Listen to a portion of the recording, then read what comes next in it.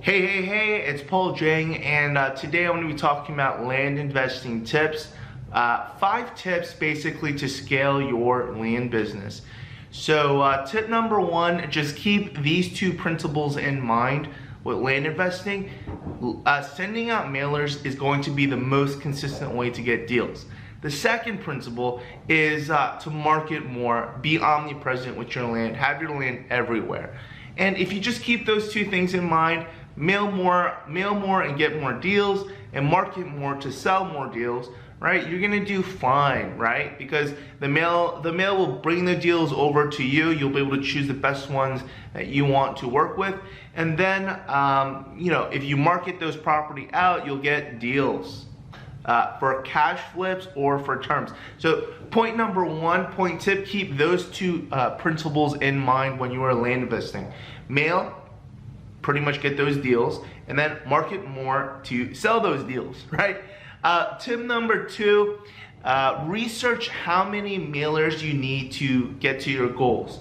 So if you think about land investing, I generally found that whenever we do owner financing deals, we kind of average like 200, 150 bucks, 250 bucks. Let's just say 200 bucks per deal. And what you'll find is, you don't need that many deals to get to the point where you can quit your job, or have your wife quit your job, or quit her job, or travel, or do whatever you want with it, or reinvest it into other different income streams. Now, what you're going to want to do is basically figure out, hey, how many deals do I get for every 1,000 mailers? And if you get to that, you're able to figure out, like, hey, how many of those will actually become deals that we get, and how much of those will ultimately sell in a reasonable time. When you figure that number out, you can kind of work backwards and kind of figure out, like, hey, how much mail do I actually need to send out to reach the financial goals that I want to have this year? And when you do that, like, if you just put like a margin of error there, like, oh, I need to send out at least this amount of mail, as long as you have a margin of error, you should be reaching your goals, right? And every year you can revisit, you can crank up the amount of mailers if you're seeing there's a dip, or you could scale back if you're finding, like, hey, there's just too many deals coming towards us. And you'll find as you get more into this business, there's more opportunities available because you're understanding different markets and what you can do and the systems that you have. Okay, so that kind of leads to tip number 3 to scale your land business. And it's basically have a system in place for your CRM, your calls, and your marketing. Right now, in the beginning, you can use a basic CRM, just an Excel sheet, a property that you're bringing in, and who you are selling it to, right? There's advanced, more focused CRMs like LandSpeed, LG Pass, and Pebble that will charge you $100, more likely like $200, $250, $300 for their services, right? But it's really not necessary, especially in the beginning. It's better to just use that money and go ahead and buy more land, or to market more, right? As you're doing this, set up your calls. I like to use Google Voice because it's free, and it has a transcribing feature, so I'll quickly know without having to listen to a voice message, like, if this person is interested or not. But other people have used products like PatLive. It's basically an answering service, and you can check local options if that's of interest to you.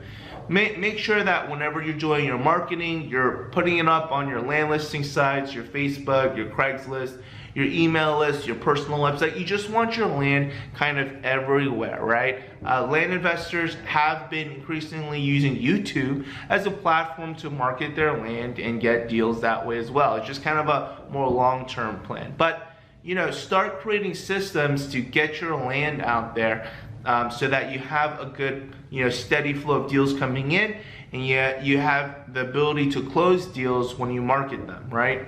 Tip number 4, consider getting a VA for different parts of your business.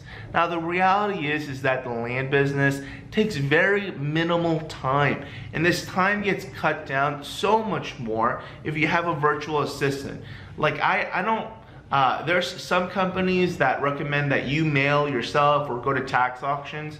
You know, I'm not of that boat. Like I think like you should maximize your time as much as possible. So I believe, you know, you should get a virtual assistant to kind of help you out with admin stuff, or, you know, posting things online, posting like land that you have online. And great places to do it is onlinejobs.ph. One of my favorite places because it's, you know, labor in Philippines and you're able to hire someone for a couple dollars an hour. You know, and you know, there's land specific ones. There's one called Landmaster that you can check out, and you know, they basically hire from the Philippines as well. It's a Philippine company, but you know, for their specific tailored services towards land investors, right? Like you'll have to pay a little bit more of a premium than if you were going to go ahead and train people yourself. The 5th tip that I have is find funding partners. Now this could be your family and friends. This could be other land investors. But basically, when you have a deal in place, you want to be able to close on it, especially if it's a really good deal and you know you're going to be able to sell it real quickly. Other options that you might want to consider is going to the bank and getting a you know, a business loan or even a personal loan, and consider getting a line of credit with them. It's easier to do it with credit unions. They're a little bit more relaxed, but essentially, if you can pull cash to you, it gives you the ability to buy more land deals and ultimately sell them for even greater profits. So that's just, you know, food for thought. If you're getting interest for 7, 8, 9, even 10%, but you're able to flip, you know, land for double the amount for cash or for terms for 400%, and on top of that get interest, right? If you do a terms deal, right, like let's say we bought it for $2,000, so you borrowed $2,000 from the bank, and you went ahead and sold it for $4,000, you know, it's like you made money by doubling your money. Even if you did more of like a terms deal and you bought it for $2,000 and sold it for $6,000, and then you got $2,000 right back and you had $4,000 in play, you know, for principal money to come in, but you're charging them interest as well because you're now the bank. You're still winning, right? So just consider those things and those options whenever you are thinking about scaling your business. How you can set it up that, you know, you're at a place that you feel comfortable. You know, you don't want to get to a place where debt is kind of shackling you, but you know, if that's something that can help you scale and it makes money for you, consider it and just run the numbers on your own business. So those are the 5 tips. If you like these types of videos, subscribe and like this video. It helps us out with the YouTube algorithm. And you know, this channel is about building multiple streams of income. So you know, if you do that, if you subscribe, you'll get that kind of content. All right, take care. Have a good one.